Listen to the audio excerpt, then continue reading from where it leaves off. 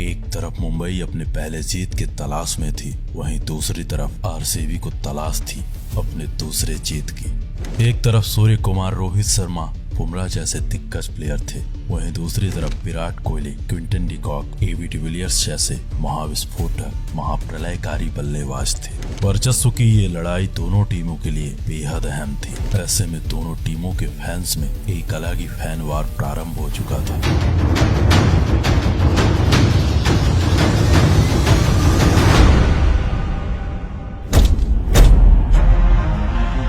शाम 7 बजे वानखेड़े के इस मैदान में दोनों टीमों के कप्तान अब एक दूसरे के आमने सामने थे। टॉस के लिए सिक्का उछाला गया। सिक्का बेंगलुरु के कप्तान किंग विराट के पक्ष में गया। किंग विराट ने बड़ी चतुराई के साथ टॉस जीतकर पहले गेंदबाजी करने का फैसला किया। पहले बल्लेबाजी का आमंत्रण पाकर मुंबई के कप्तान ने सूर्या के साथ लुइस को मैदान में उतार दिया। किंग विराट की ये चाल तब काम कर गई। पहले पारी के पहले ही ओवर की पहली 2 बॉलों पर मुंबई के 2 बल्लेबाजों को बैक टू बैक घुटने टेकने पर मजबूर कर दिया। मुंबई पहली 2 गेंदों में बैक टू बैक पहले सूर्या फिर ईशान किशन को खो चुकी थी। 0 रन पर 2 विकेट।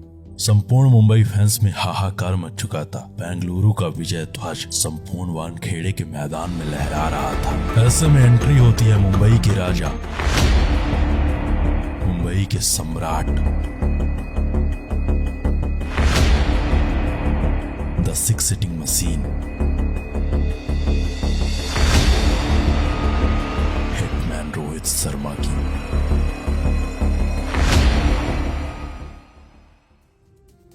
मुंबई की सल्तनत अब पूरी तरह बिखर चुकी थी। अपने बिखरी हुई सल्तनत को समेटने अब मुंबई का सुल्तान मुंबई के लिए मैदान में था। हिटमैन ने आते ही लुइस के साथ पहले मुंबई को संभालने का प्रयास किया। हिटमैन के आगमन से संपूर्ण मुंबई फैंस में अब शांति थी। उन्हें यकीन था कि अगर मुंबई का ये किंग जब तक मुंबई के लिए मैदान में है तब तक ये मैच मुंबई के कब्जे में है। इन दोनों बल्लेबाजों ने मुंबई को संभालने का प्रयास किया। रोहित और लुइस बेंगलुरु के हर गेंदबाज का जवाब अब अपने अंदाज में दे रहे थे। एक तरफ से रोहित संभल कर खेल रहे थे तो वहीं दूसरी तरफ लुइस अपने अंदाज में बल्लेबाजी कर रहे थे। अब पहले पावर प्ले का खेल खत्म हो चुका था। मुंबई के खाते में 60 रन थे। इस छक्के के साथ लुइस का अर्धशतक भी आ चुका था। दूसरे छोर में खड़े हिटमैन ने एंडरसन के इस ओवर में बैक टू बैक 2 चौके चढ़ दिए। अब 10 ओवर का खेल खत्म हो चुका था। मुंबई के खाते में 95 के करीब रन थे। 11वें ओवर में लुइस ने एक बार फिर चहल को अपना निशाना बनाया और यजुर्वेंद्र के इस ओवर में बैक टू बैक 2 छक्के जड़कर संपूर्ण बेंगलुरु फैंस के लिए अपने इरादे जाहिर कर दिए। विस्फोटक हो चुके एविन लुइस को देखकर एंडरसन को समझ आ चुका था कि एविन अब बेंगलुरु के लिए महाविनाशक है। ऐसे में कोरी एंडरसन ने लुइस के मंसूबों में पानी फेरकर बेंगलुरु को एक बार फिर से वापसी का मौका दिया। अब मुंबई की संपूर्ण जिम्मेदारी मुंबई के कप्तान, मुंबई के राजा द हिटमैन शर्मा के कंधों में थी। 14 ओवर का खेल खत्म होते होते मुंबई के खाते में अब 128 रन आ चुके थे। ऐसे में संपूर्ण मुंबई फैंस को उम्मीद थी उनके कप्तान हिटमैन से एक महाविनाशक फिनिश की। हिटमैन ने 15वें ओवर में इस छक्के के साथ उमेश यादव का स्वागत किया। फिर अगली बॉल पर इस चौके के साथ महज 32 गेंदों में अपना अर्धशतक बनाया। 15 ओवर का खेल खत्म हो चुका था। मुंबई के खाते में 143 रन थे। अगली 30 गेंदों का खेल अभी भी शेष था। एक छोर से बैक टू बैक विकेट गिर रहे थे, वहीं दूसरे छोर से कप्तान हिटमैन अपने अंदाज में बेंगलुरु गेंदबाजों को फोड़ रहे थे। 17वें ओवर में एक बार फिर से हिटमैन ने उमेश यादव पर प्रहार किया और यादव के इस ओवर में 13 रन बटोर लिए। 18वें ओवर में सिराज की भी जमकर कुटाई हुई। 18 ओवर का खेल खत्म होते होते मुंबई के खाते में 177 रन थे। 19वें ओवर की इस बॉल पर क्रिस वोक्स ने कायरन को आउट कर एक बार फिर से बेंगलुरु को कुछ हद तक राहत दी। परंतु राहत की सांस ले रही बेंगलुरु पर हार्दिक ने अपने अंदाज में विस्फोटक प्रहार कर दिए और बैक टू बैक 2 छक्कों की मदद से क्रिस वोक्स की इस ओवर में 15 रन चढ़ दिए। अब आखिरी 6 गेंदों का खेल बाकी था। रोहित ने एंडरसन को पहले दूसरी बॉल पर चौका, फिर तीसरी बॉल पर छक्का जड़ा, चौथी बॉल पर एक बार फिर चौका। आखिरी ओवर में रोहित और हार्दिक ने मिलकर के एंडरसन से 21 रन लूट लिए। रोहित ने महज 52 गेंदों में 94 रनों की एक विस्फोटक पारी खेली। इस पारी की बदौलत मुंबई का स्कोर 0 पर 2 से अब 213 के पार पहुंच चुका था। मुंबई 213 के स्कोर को पार कर चुकी थी।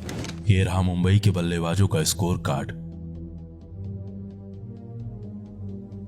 ये रहा बेंगलुरु के गेंदबाजों का स्कोर कार्ड। उमेश यादव बेंगलुरु के सबसे सफल गेंदबाज रहे। यादव ने 4 ओवर में 36 रन खर्च करके 2 विकेट अर्जित किए। वहीं कोरी एंडरसन ने 4 ओवर में 47 रन खर्च करके मुंबई के 2 बल्लेबाजों को अपना शिकार बनाया।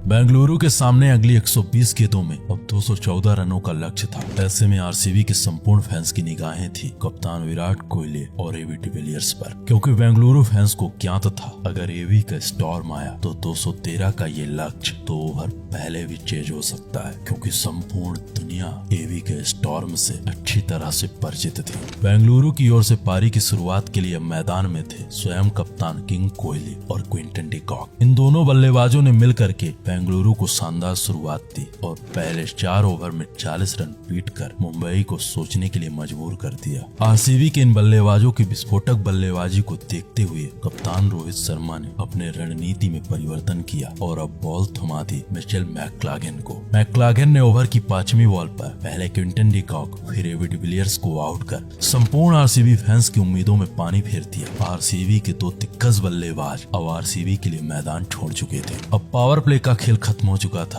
आरसीबी के खाते में 55 रन पर 2 विकेट थे।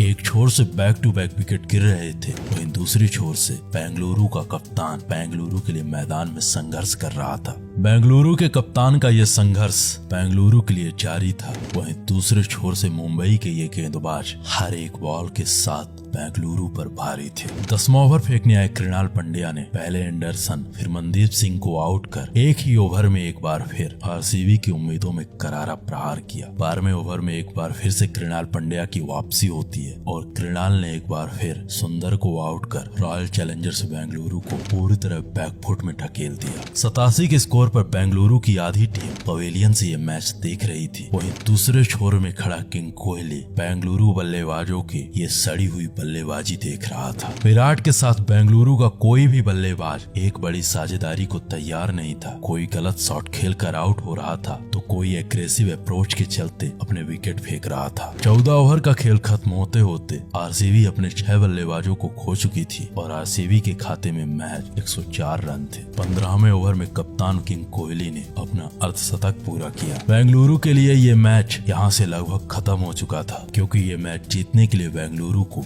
पर ओवर 20 रन बनाने थे। परंतु संपूर्ण बेंगलुरु फैंस को उम्मीद थी कि अगर उनका किंग कोहली मैदान पर है तो ये मैच उनके लिए आसान है। अब 15 ओवर का खेल खत्म हो चुका था। रिक्वायर्ड रन रेट 21 के पार पहुंच चुका था। बेंगलुरु के खाते में मैच 108 रन थे। क्रिस वोक्स के साथ मिलकर के किंग कोहली ने एक छोटी सी साझेदारी निभाई। अब 18 ओवर का खेल खत्म हो चुका था। बेंगलुरु अपने 8 बल्लेबाजों को खो चुकी थी। यहाँ से ये जीत आरसीबी के लिए लगभग नामुमकिन हो चुकी थी, क्योंकि रिक्वायर्ड रन रेट अब 40 के पार जा पहुंचा था। विराट ने एक तरफ से भरपूर अपने अंदाज में भयानक प्रयास किए, परंतु किंग विराट का ये प्रयास एक तरफा रह गया। आरसीबी 120 गेंदों में महज 167 रन बना पाती है, जिसमें किंग कोहली के 65 गेंदों में 92 रनों की एक विस्फोटक पारी शामिल थी। ये रहा आरसीबी बल्लेबाजों का स्कोर कार्ड।